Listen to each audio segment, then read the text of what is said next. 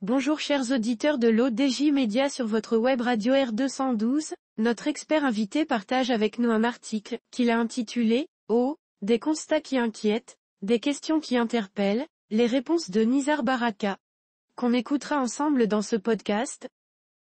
Face aux étudiants de l'École nationale supérieure de l'administration, Nizar Baraka, ministre de l'Équipement, aurait imputé, selon des médias, la responsabilité de la crise de l'eau que traverse le Maroc au gouvernement précédent. C'est à la fois vrai et injuste.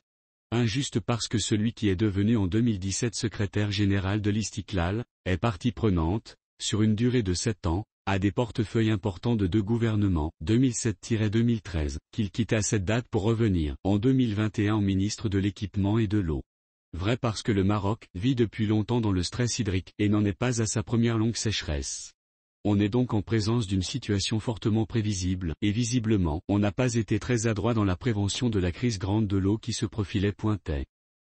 En 2016, M. Baraka était au gouvernement, il est vrai pas pour longtemps, et surtout en 2020, il n'y était plus, on n'a pas tenu compte de cette situation, en lassant des programmes donnant la priorité à l'augmentation de l'offre de réalisation de barrages, dont toutes les études sur le changement climatique, la baisse de la pluviométrie et l'augmentation des températures, permettait de savoir à l'avance qu'il ne serait pas rempli.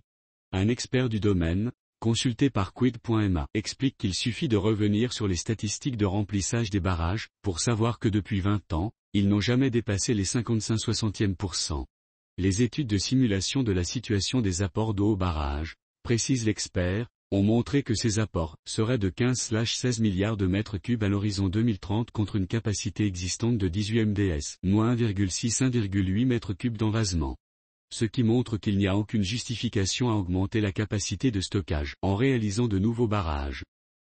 Nizar Baraka n'est pas d'accord, on le verra en détail dans ses réponses, les ouvrages en cours d'édification étant destinés principalement à la récupération des eaux qui se perdaient dans la mer.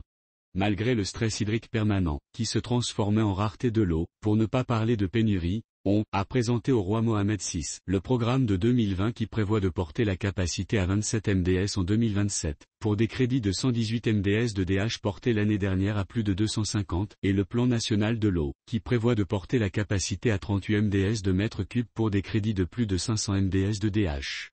Le programme de 2020 porte la capacité de retenue à 1,7 fois les volumes d'eau apportés, et celui du plan national à 2,5 fois.